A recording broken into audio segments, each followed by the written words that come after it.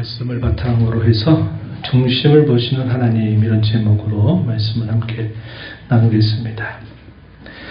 본문의 이야기는 우리가 아주 잘 알고 있는 이야기의 일부가 될 겁니다. 사울 왕이 이스라엘의 초대 왕으로 세워지지만 처음에는 참 겸손히 왕의 직분을 잘 감당했습니다.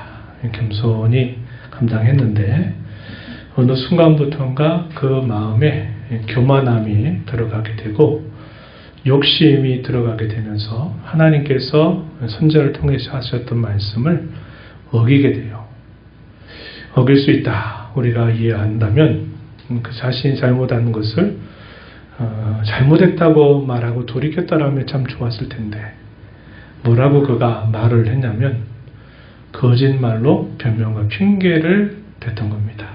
그것이 더 큰 문제가 됐던 거죠. 그래서 하나님께서 대적의 모든 것들을 낮춰서 죽여라 이렇게 말씀하셨는데 자기가 보기에 좋은 것들을 취해가지고 그것을 선지자가 밝히니까 그건 하나님께 제사드리려고 내가 이렇게 했다, 이러한 변명과 핑계를 대면서 한번 크게 하나님 앞에 그 마음이 발각되는 사건이 있었어요. 그리고 또 한 번의 결정적인 실수가 또 한 번 있죠. 이스라엘과 다른 나라와 전쟁이 붙었는데 그 전쟁에서 지금 백성들이 다급합니다. 그래가지고 사무엘이 지금 전쟁하러 나가고 있는 그 터 위로 사무엘이 오고 있는데 그가 오는 걸음이 지체되고 또 그 왕의 명령을 기다렸던 이스라엘 군사들이 갈수록 두려움에 더 빠지게 되면서 막 마음이 이렇게 흐트러지는 일들이 있게 됩니다. 그러니까 그때 사무엘이 이때 사울이 어떻게 합니까? 자기가 친히 번제를 여호와께 드리게 돼요. 근데 그 번제를 마치자마자 누가 옵니까? 사무엘이 왔어요. 조금만 더 기다리면 될 것을. 자신이 봤을 때 자신의 왕의 권위가 백성들 앞에서 지금 실추하고 있구나. 내 말을 백성들이 듣는 게 아니라 지금 이 사방에 있는 두려움 때문에 이 백성들이 나의 권위를 멸시하는구나 하는 이 다급한 마음 때문에 기다리지 못하고 자신이 하지 말아야 될 일을 하게 됐다는 것. 이게 이제 결정적인 실수가 됩니다. 사무엘은 이 초대 왕에 대한 마음이 애절했습니다. 굉장히 애절했어요. 어떻게 할까? 어떻게 할까? 처음 왕이 세워졌는데 어떻게 할까? 대단히 염려하고 근심하는 마음으로 그 마음이 자신의 주어진 일들을 감당할 수 없을 정도가 되었던 것 같아요. 하나님께서 어느 날 사무엘에게 말씀하세요. 야, 사무엘아, 네가 언제까지 이 사울왕 때문에 네가 그렇게 마음 아파하고 그렇게만 있을 거냐? 이제 내가 한 왕을 세울 테니 내가 너에게 보내는 곳으로 가라. 그러면서 하나님이 이 사무엘을 이새의 가정으로 보냅니다. 이새 가정으로 보내서 이새를 제사에 청하도록 해라. 네가 그곳을 제사하겠다고 방문하라. 이런 말씀을 듣고 이제 이새의 집에 찾아갑니다. 그리고 이새에게 우리가 함께 여호와께 제사를 드리고 함께 식탁의 교제를 나누겠다. 이렇게 해서 이새 아들들이 제사를 드릴 준비를 합니다. 성결하게 하고 제사에 함께 참여하게 됩니다. 그리고 이 사무엘이 이새의 아들들 하나하나를 유심히 살펴보는 겁니다. 하나님께서 이 이새 가정에서 왕을 세우신다 그랬는데 누가 왕으로 서게 될까? 이런 생각을 가지고 유심히 살펴봅니다. 그때 엘리압이라고 하는 이새의 아들이 등장하죠. 사무엘은 딱 이 아들을 보고 키도 크고 야, 얘가 왕이 될 만하구나. 그래가지고 하나님께 묻지도 않고 기름을 가지고 왕으로 삼으려고 한 겁니다. 하나님께서 아니다 이렇게 말씀하세요. 너는 사람의 외모를 보지만 나는 중심을 본다 이렇게 말씀하시면서 아니다 이렇게 말씀하세요. 그래서 그 다음에 한 아들씩 이렇게 사무엘 앞으로 쭉 보이기 시작합니다. 아비나답 또 삼마로 이어지는 이렇게 자식이 보여지고 나머지 네 아들까지 한 사람씩 사무엘 앞에 쭉 보이기 시작합니다. 그런데 하나님께서 예스를 하지 않아요. 아니다, 아니다, 아니다 이렇게 하는 거죠. 처음부터 보였던 순서는 어떤 순서일까요? 나이가 많은 첫째부터 쭉 일곱째까지 이어지는 순서를 따랐을 겁니다. 고대 세대는 이것이 아주 확실했어요. 그래서 했는데 그 7명이 다 나왔는데 하나님이 다 아니래요. 사무엘이 물어요. 7명의 아들 외에 또 다른 아들이 없냐고 묻습니다. 그랬더니 이새가 마지못해서 얘기를 꺼내요. 한 아들이 있긴 한데 막내가 하나 있긴 한데 멀리 있습니다. 멀리서 양을 지키고 있습니다. 이렇게 말한 겁니다. 사무엘이 아니다. 빨리 그를 데려와라. 그가 오기 전까지는 밥 안 먹을 거다. 식사 안 할 거다. 그가 오고 나서 우리가 함께 식사를 할 테니 빨리 그 아들을 데려오라고 말합니다. 심부름꾼을 보내서 이제 멀리 있는 그 다윗을 마침내 데리고 왔는데 그 모습이 뭐라 그랬어요? 얼굴이 까맣게 탔어요. 그죠? 눈매는 그런데 눈매는 살아있어요. 왜 그럴까요? 왜 그럴 것 같아요? 양을 지키기 위해서. 맹수들이 이 양을 잡아먹으려고 언제 닥칠지 모르는 그런 위험을 그가 많이 겪고 있기 때문에 아주 이 눈매가 살아있습니다. 얼굴은 까맣게 타고 눈매는 살아있어요. 그 아들을 보더니 하나님이 이 아이다. 이 아이가 내가 사울에 이어서 왕을 세울 아들이다. 이렇게 하면서 사무엘이 그 하나님의 말씀을 따라서 네 다윗에게 기름을 붓게 됩니다. 기름을 붓게 되면서 다윗에게 또 하나의 큰 변화가 일어나요. 그때부터 주의 영이 다윗과 더 함께 하시게 되면서 이제 하나하나의 이야기들이 이제 보따리 같은 이야기들이 하나씩 풀려가게 되는 상황들이 펼쳐집니다. 그래서 다윗이 우리가 아는 것처럼 다윗은 이스라엘의 왕이 되는데 기름 부음을 여러 차례 기름을 부음을 받고 마침내 왕이 됩니다. 이때 비교적 어린 시절에 처음 기름 부음을 받죠. 그리고 시간이 많이 흘러가지고 이제 어느 정도 장성했을 때 그가 기름 부음을 또 받아요. 어디서? 남유다 있을 때 남유다에서 한번 또 왕으로 세워질 때 기름 부음을 받고 나중에 북이스라엘의 많은 지파들이 안 되겠다 싶어서 당신이 우리 왕이 되셔야 합니다. 사울은 이미 죽었고 또 사울의 대적자들이 다 죽고 나니까 이제는 사울의 아들도 또 그렇고 그래서 결국은 온 이스라엘의 왕으로 세우면서도 기름 부음을 받아서 3번 기름 부음을 받는 일이 있었다는 거죠. 이것이 오늘 첫 번째 기름 부음을 받게 되는 그러한 이야기입니다. 오늘 이 말씀을 통해서 주목하게 되는 이 주제가 오늘 설교 제목처럼 하나님은 중심을 보시는 분이다 하는 것을 우리가 주목하려고 해요. 다윗은 당시의 상식에 의하면 왕이 될 수 없는 사람입니다.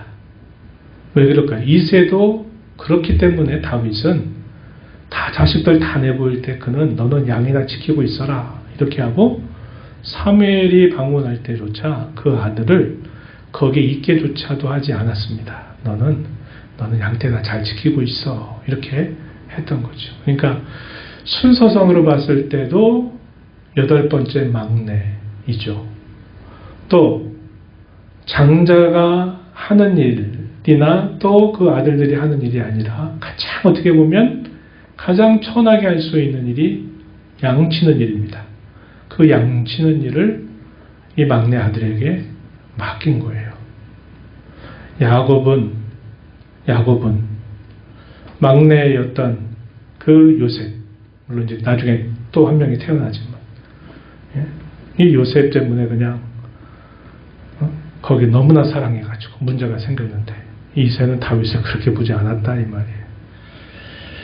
그때 사무엘의 생각도 당연히 아니다. 역시 장자가 왕이 될 만하지.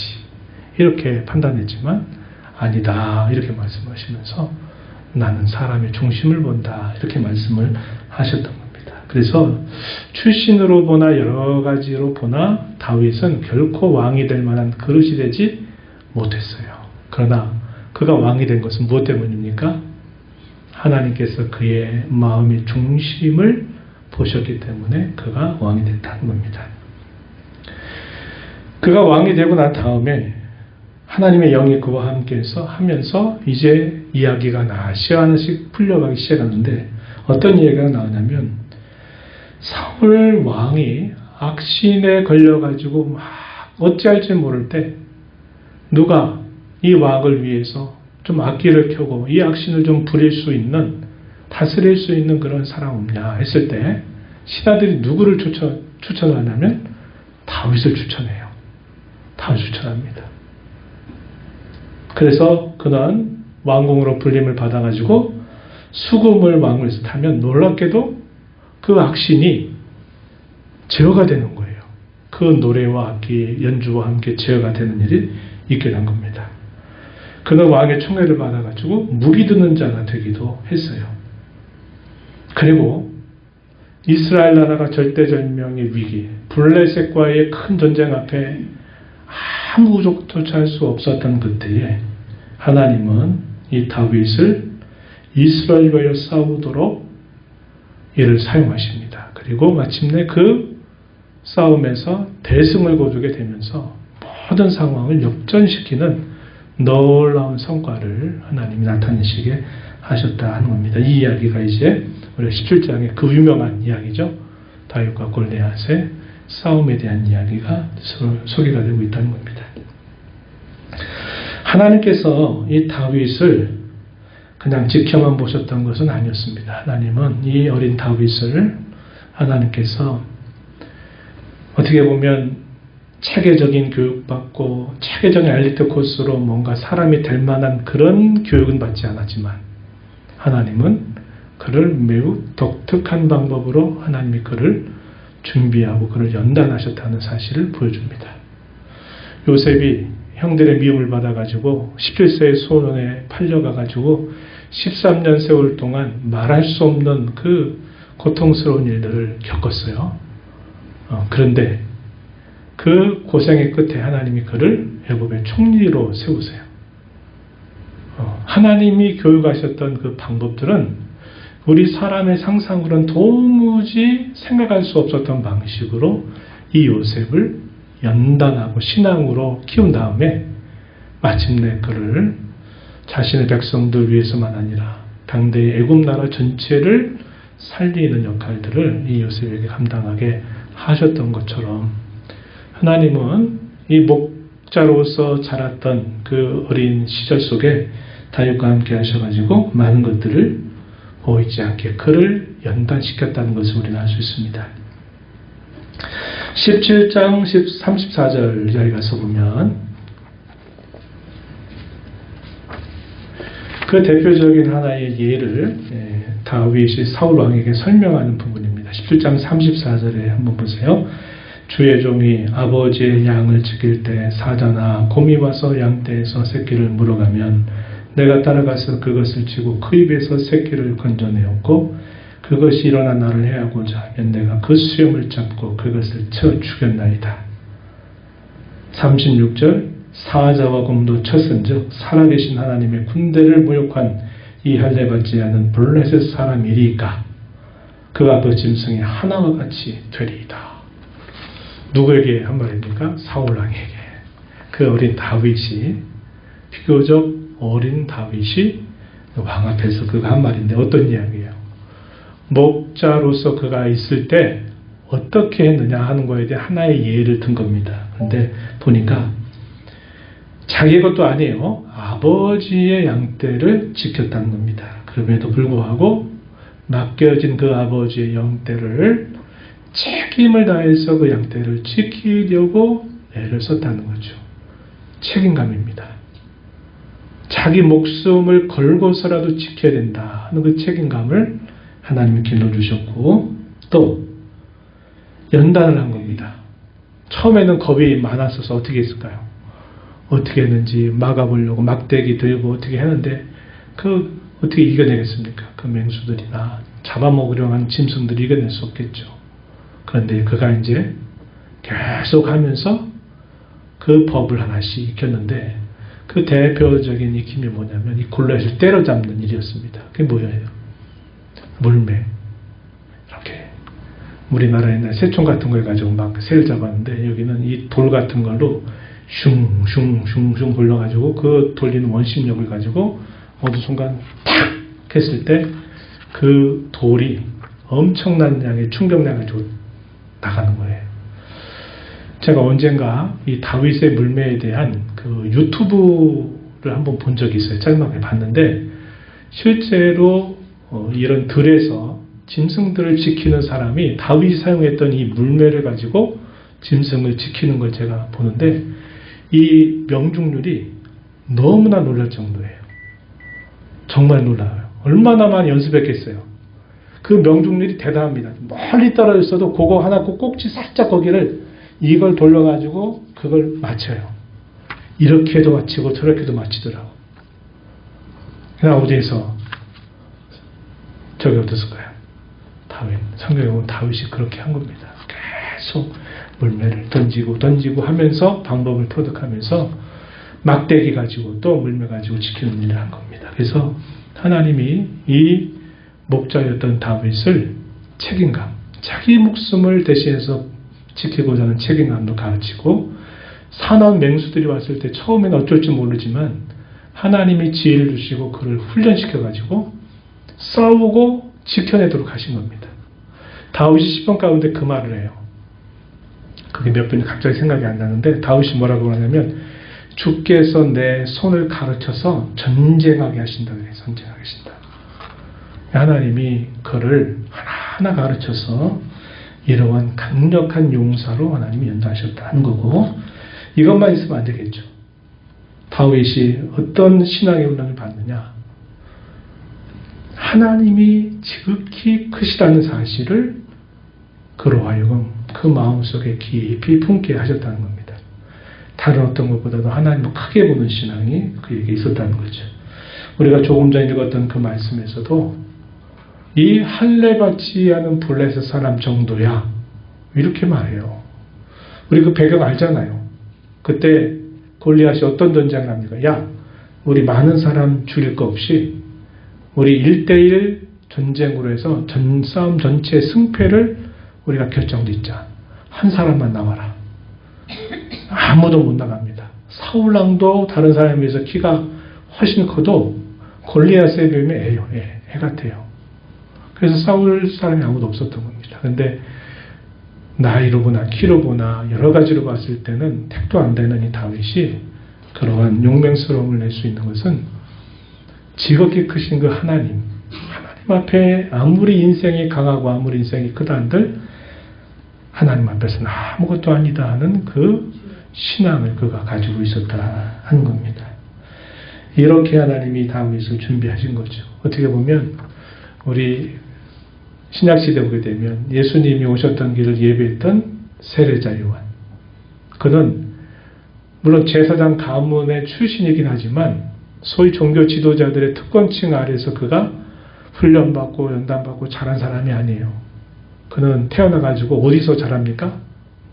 광야에서 자랐어요.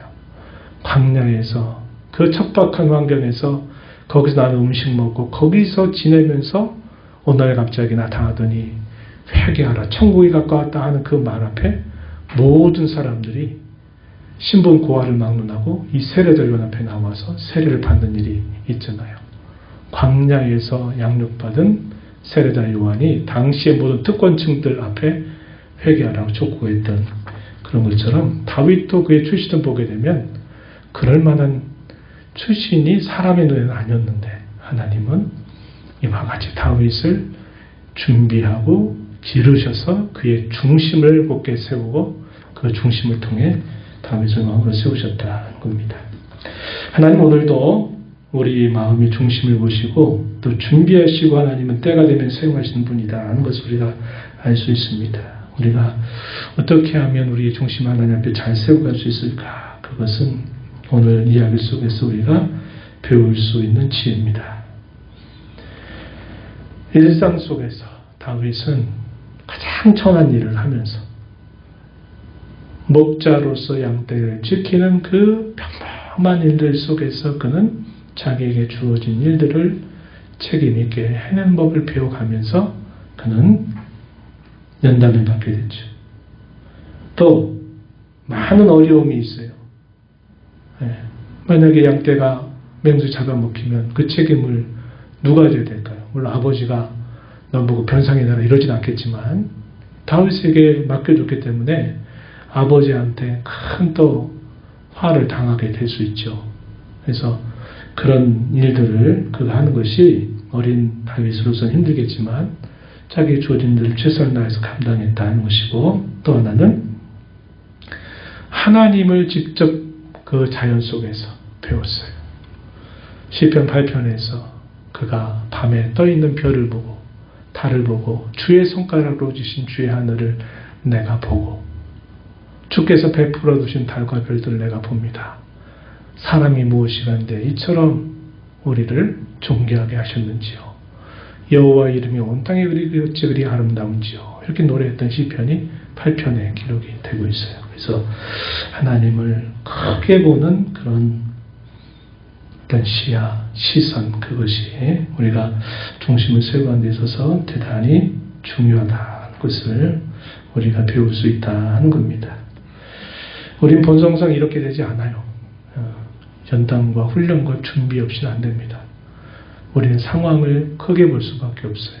눈에 보이는 것, 귀에 들리는 것, 우리 손에 잡히는 것에 항상 우리의 마음을 빼앗길 수밖에 없는 사람들이에요. 그러나 우리는 그 이면에서 이 모든 배우를 주장하시고 또 이끌어 가시는 그 하나님이 살아계시다고 하는 사실, 그 하나님이 이 모든 일들을 이끌어가고 계시다고 하는 사실들을 믿음의 눈으로 바라보고 믿음을 통해서 하나님을 더 크게 볼 줄 아는 그런 신앙의 자세를 잘 세워가게 될 때 하나님이 우리의 그러한 중심을 보시고 하나님의 나라와 그분의 영광을 위해서 사용하신다는 것을 배우게 됩니다.